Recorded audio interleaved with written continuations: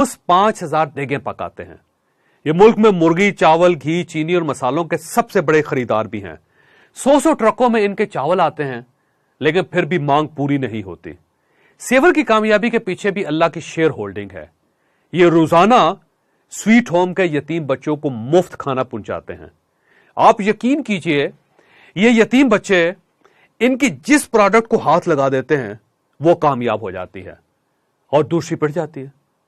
चुनांचे ये यतीम बच्चों को 14 किस्म के खाने खिलाते हैं और इनके ये 14 खाने कामयाब हैं। कराची में एक ट्रस्ट है, सिलानी ट्रस्ट। ये ट्रस्ट भूखों को रोज 70 लाख रुपए का खाना खिलाता है और ये इनके 2 दर्जन मसूबों में से एक मसूबा है। मौलाना बशीर फारूकी इस ट्रस्ट के रूह रवां हैं। मुझे मौलाना ने खुद बताया था कि हमारा एक भी ऐसा डोनर नहीं जिसने डोनेशन देना शुरू किया हो और फिर उसने अपने डोनेशन में इजाफा ना किया हो।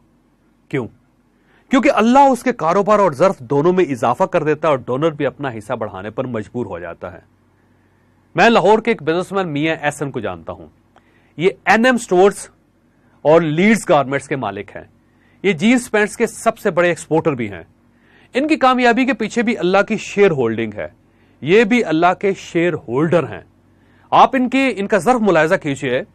लाहौर में एक चैरिटी अस्पताल बनना था। मियां एहसन और कशी दवाखाने के मालिक आफ्ताब कशी दोनों ने अस्पताल के लिए 1-1 अरब रुपए दे दिए। एक दिन में 2 अरब रुपए इकट्ठे हो गए। अल्लाह के ये 2 अरब रुपए इन लोगों की कामयाबी की वाहिद गारंटी है। कराची में इंडस अस्पताल है कि दुनिया का वाहिद अस्पताल है जिसमें कोई कैश काउंटर नहीं। सरदर्द से लेकर कैंसर तक हर शख्स का मुफ्त इलाज होता है। अस्पताल का खर्च 12 अरब रुपए सालाना है। ये 12 अरब रुपए लोग देते हैं। इनके सीईओ डॉक्टर बारी ने मुझे एक दिन बताया था कि हमें आज तक पैसों की कमी नहीं हुई क्योंकि हमारे सारे डोनर्स अल्लाह के शेयर होल्डर्स हैं। अल्लाह इन्हें कमी नहीं आने दे रहा और ये हमें कमी नहीं आने दे रहे। आप इमरान खान की भी मिसाल ले लीजिए। इमरान खान जब तक सिर्फ खिलाड़ी थे, सिर्फ क्रिकेटर थे, तो ये 2000 खिलाड़ियों में से एक खिलाड़ी थे। लेकिन इन्होंने अल्लाह के नाम पर जब कैंसर अस्पताल बनाया तो अल्लाह ताला ने इन्हें वजीर आज़म बना दिया। इनका अस्पताल आज तक बंद नहीं हुआ। वजह अल्लाह की शेयर होल्डिंग है। और आप अखूत की मिसाल भी ले लीजिए।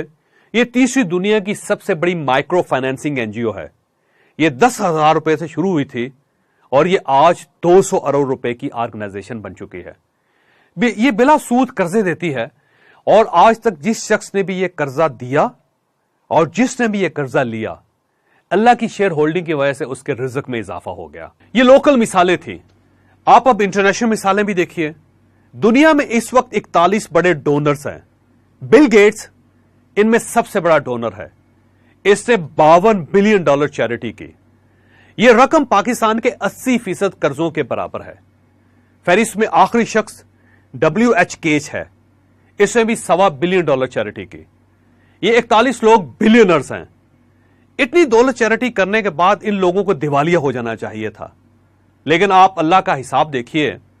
जिस दिन इन लोगों ने अपने चेक्स चैरिटी फाउंडेशंस में जमा करवाए, उसी दिन इनकी दौलत को पर लग गए। बिल गेट्स 2007 तक 1 सेकंड में $30 कमाता था। यह आज $130 फी सेकंड कमा रहा है। यह रकम 1 मिनट में $7,800 बनती है। आप देख लीजिए अल्लाह ने इस शख्स को कैसे नवाजा।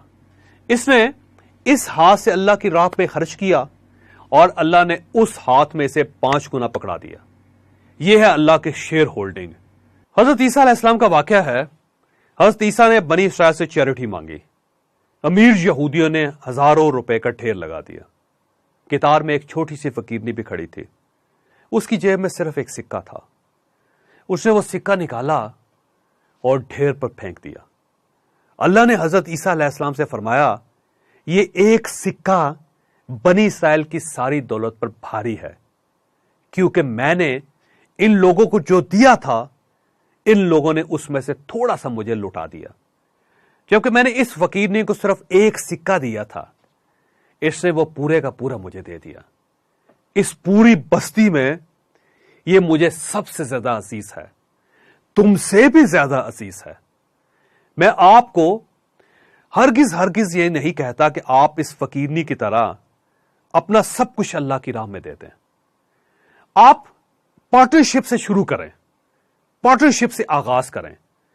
آپ جو بھی کام شروع کریں, آپ اللہ کو اس میں 5% کا شیئر ہولڈر بنا لیں اور نیت کریں کہ یا پروردگار, میرے رزق میں جتنا اضافہ ہوتا جائے گا میں آپ کے حصے کو بھی اتنا ہی بڑھاتا جاؤں گا.